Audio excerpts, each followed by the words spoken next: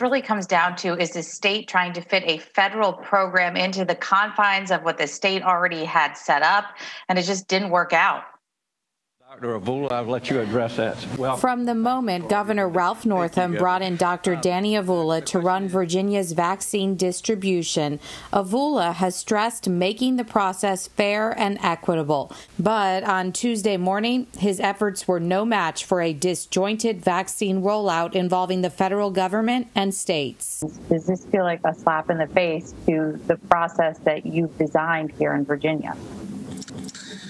Yeah, I think that an internet-based system does not give equitable access to our population. And I think we're not the only ones who think this. I was on a call earlier today with with governors across the country and the country's vaccine coordinator, and multiple states expressed that same frustration. When Avula found out last week via a press release that CVS would be distributing 26,000 doses of the COVID vaccine in Virginia a week, he says his staff immediately reached out to CVS to make sure their sign-up process would integrate with what he'd already created here in Virginia, giving the hundreds of thousands of people who pre-registered at their local health departments priority to get appointments. Wanting to honor the fact that so many people had pre-registered and had been waiting for several weeks. He says the state begged CVS to come up with a technological solution to make that happen, something like a password-protected website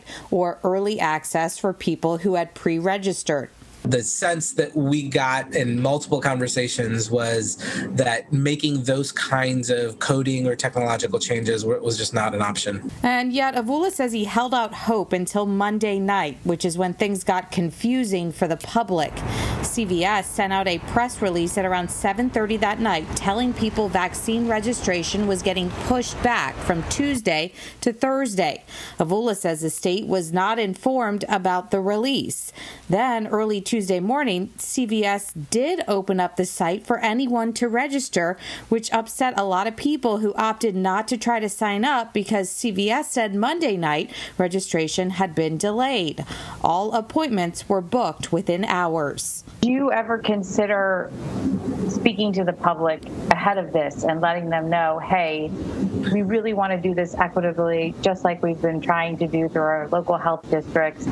But unfortunately, this is a federal program and CVS just doesn't have the technology to do that. What we were trying to do and what I communicated to the public was, hey, we are working every angle we can to figure out how CVS can work in our construct, how CVS can honor the process that we've created. And, I think I was still hopeful that we would work something out up until late last night. CVS says they ultimately opened up their site Tuesday morning in an effort to give folks who had pre-registered with their health districts an opportunity to sign up first. But the plan essentially backfired because they could not limit who signed up. People pressed yes, regardless of whether they were actually 65 or older, or whether they were on a health department pre-registration list. Leaving people like Megan Brockwell, a COVID long hauler who is still experiencing symptoms of the virus months after surviving it, and it's all full, left out. So it's so frustrating. I mean, for people like me, I am a rule monger, okay? I listen to the rules. I'm probably one of the few who do. And I try to follow the rules. And it seems like everybody else who doesn't follow the rules gets ahead. Now, a CVS spokesperson did apologize for the confusion today, telling me in a statement, we regret any confusion caused by the inadvertent omission of the early access for Virginia's pre-registration program from our original statement.